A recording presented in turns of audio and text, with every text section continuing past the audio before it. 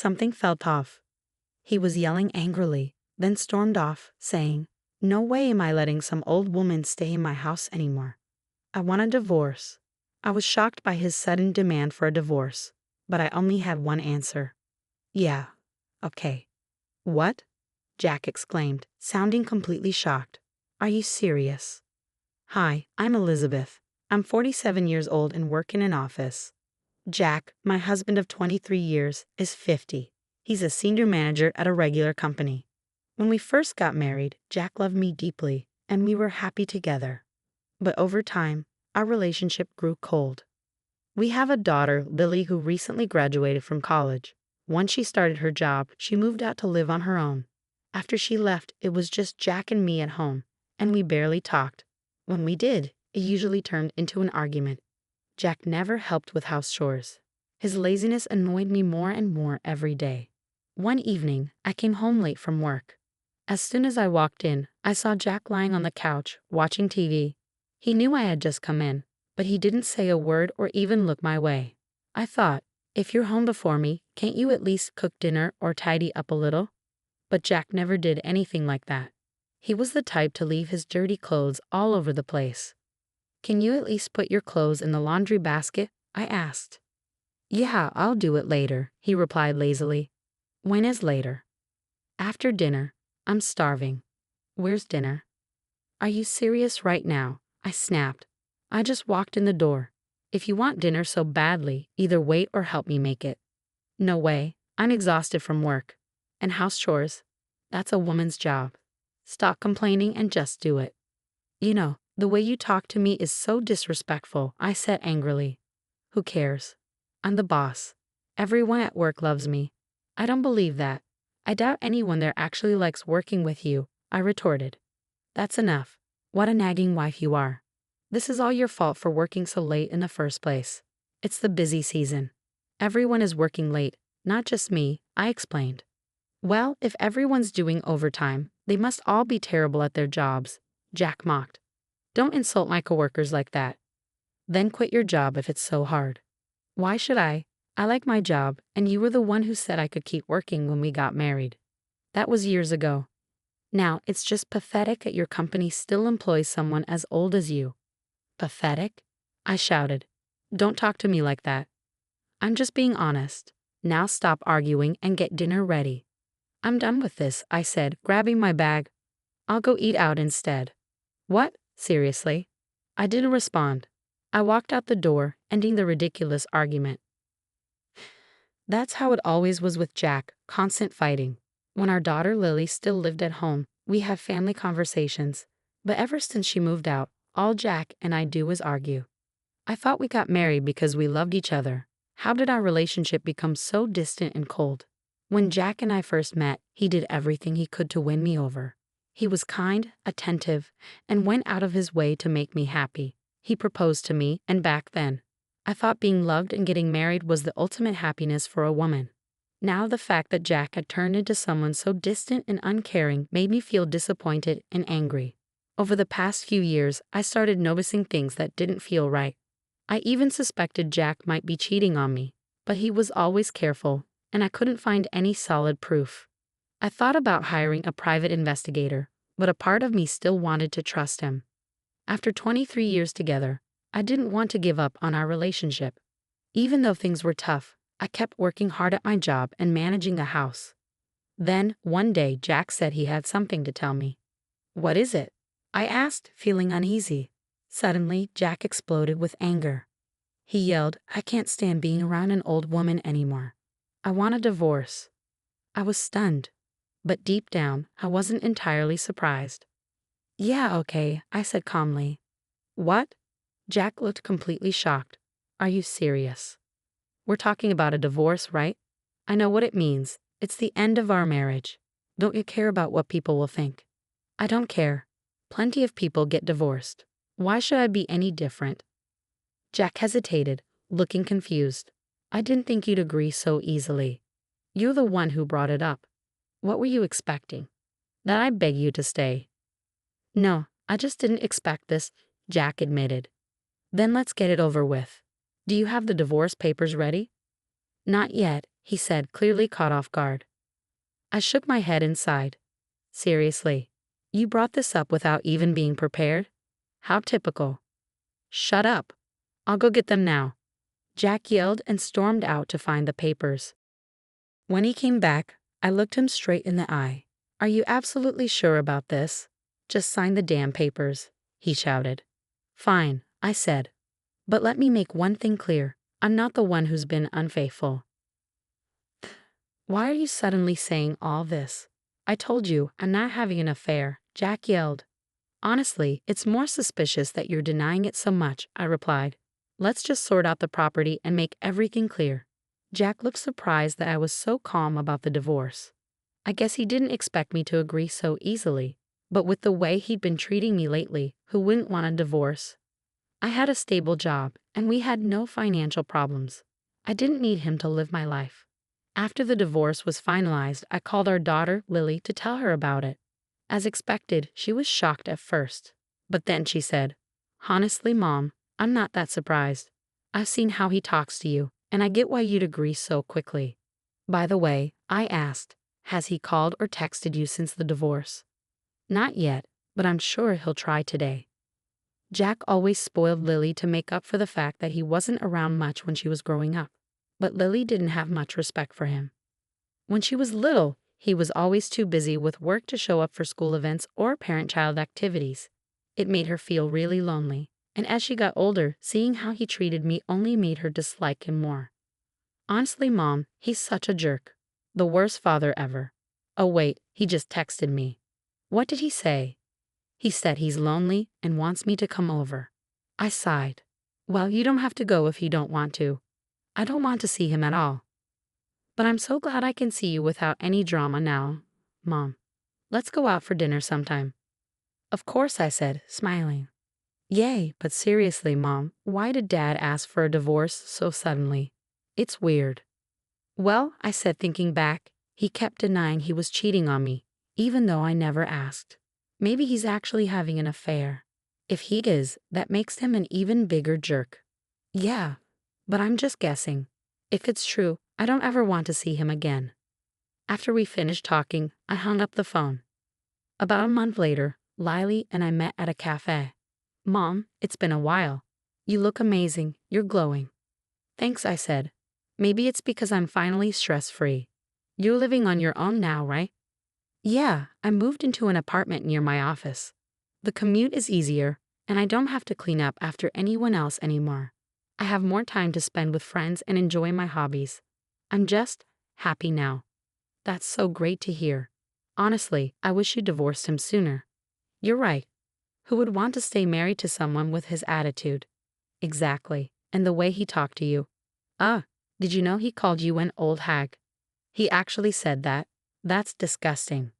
Lily looked a little uncomfortable and hesitated before speaking again. Mom, remember when you mentioned Dad might be having an affair? Yeah. Well, I got curious, so I hired someone to look into it. I blinked in surprise. You did? Did you find anything? She handed me a folder. Here are the results. My heart raced as I opened it. Inside were pictures of Jack holding hands with a younger woman, laughing and looking happy. There were also photos of them entering hotels and other places together. So he was cheating on me, I said quietly. Yeah, Lily replied. There's no other explanation. I felt a wave of emotions, anger, sadness, and relief. I had been right all along. Jack had left me for another woman. Huh? Mom, there's no time to feel sad about this, said Mia, my daughter. We have all the evidence. I think it's time to get alimony from Dad. I know, I said, but how did you pay for the private investigator? You don't need to worry about that right now. Once you get alimony, it'll all work out. But I'm not sure how to prove his cheating. He could claim it all started after the divorce. Actually, Maya said, smiling slyly, I already have solid proof. What? What do you mean? She pulled out another document and handed it to me. These are screenshots of Dad's chats with his girlfriend. I stared at her stunned. How did you get this? Well, she said, grinning, I visited him one day. I cooked him a nice meal and made sure he had plenty of wine. He was so happy and drank way too much. When he passed out, I used his fingerprint to unlock his phone and took screenshots of his WhatsApp messages with her. Then, I sent them to myself. "Oh, Mia, you're amazing," I said, my voice full of pride. "I couldn't just stand by and let him get away with this after everything he's done to you. Now we have enough proof to win." "Yes, you're absolutely right. Thank you, Mia. We'll fight him and his girlfriend together." A few days later, we arranged to meet Ryan, my ex-husband, at a cafe. Mia came along with me for support. When Ryan saw us both, he frowned. "Why is she here?" he asked, pointing at Mia. "I don't want to see you either," Mia said coldly, "but I'm here for Mom. We have something important to discuss." "What do you want now?" Ryan asked, already defensive. "You were having an affair, weren't you?" I said calmly. Ryan scoffed. "I told you during the divorce. I wasn't cheating." "Well, you can't fault the evidence we've collected," I replied, pulling out the photos. I spread them across the table. Ryan's eyes widened. "This is ridiculous. I started seeing her after we divorced, so this doesn't prove anything." "Actually," I said, pulling out the screenshots, "there's more. These are your WhatsApp conversations with her. Look at the dates. They're from before we divorced. This is solid proof of your cheating." "How did you get this?" Ryan demanded, his face pale. "Remember the night Mia came over and made dinner for you? She looked at your phone while you were passed out." He went through my phone? That's completely inappropriate," Ryan shouted. Mia glared at him. "Don't talk about inappropriate. You destroyed this family, and now you're mad that we found proof. Spare me, I can't stand you." Ryan's face turned even paler at her words. "Mia, you don't mean that." "I do," Mia said firmly. "I hate what you've done to Mom, and by the way, we're demanding alimony. We have all the evidence we need." "You can't," Ryan protested. "We're already divorced. I don't owe her anything." "Actually, you're wrong," I said. "The law gives me 3 years to file for alimony in cases of adultery. It's only been a month since the divorce. I've got plenty of time." Ryan's shoulders slumped. "Oh no. We're done here," I said, standing up. "From now on, we'll handle this through a lawyer." Before we left, Mia turned to Ryan. "Dad, one last thing," she said. "What?" he asked. "You have no right to call Mom names like old hag. And honestly, you're an old fool to me. Stop acting like you're so important while treating people like dirt. If you act like this at work, I bet your colleagues hate you just as much as I do." Ryan sat there speechless as Mia and I walked out together, leaving him to face the consequences of his actions. Mia didn't hold back as she fired back at Jack with everything on her mind. Jack just sat there, shocked. He was speechless, his face turning pale as tears welled up in his eyes. Mia and I didn't even say goodbye. We just left the cafe together, walking out of his life for good. After that, we headed straight to confront the woman Jack had been seeing. We met her at another cafe. When Mia and I arrived, she was already sitting there, smoking a cigarette, waiting for us. "What do you want from me?" she asked in a snarky tone. "I want you to pay alimony because you're involved with my ex-husband," I said calmly. She scoffed. "What alimony? I didn't start seeing him until after he was single. That's not cheating." I pulled out the same evidence I had shown Jack. "This proves you were having an affair with him while we were still married. My lawyer says I'm entitled to alimony." She rolled her eyes. "You're divorced now. You can't get alimony anymore. You're an idiot." "Just like my ex," I shot back. "Seems like you two have a lot in common." "Who are you calling an idiot? You old hag?" she snapped. I wasn't going to back down. "That's what my ex used to call me. He thought it would hurt me, but it didn't." She sneered. "What's the point of dating an old woman like you? You're just covering your age with all that makeup." Mia cut in, her voice full of anger. "Who do you think you are? You're just as old as my mom, and you're a part-timer, right? I'd rather have a mom who's been working a full-time job in a position way above your level. She's more independent and respectable than you'll ever be." The woman was stammering now. "Wait, I wasn't making fun of you for being a part-timer. You're not even close to being as good as my mom." Mia shot back, her voice sharp. "Ew, whatever, I'm done here." The woman stormed off in a huff. I was proud of Mia for standing up for me. I took a deep breath and turned back to the woman's retreating form. "Just so you know, even if you're divorced, The statute of limitations for alimony related to adultery is 3 years. She froze. You're lying. Nope, I said. It's the law, and I've also sent a little surprise to your house.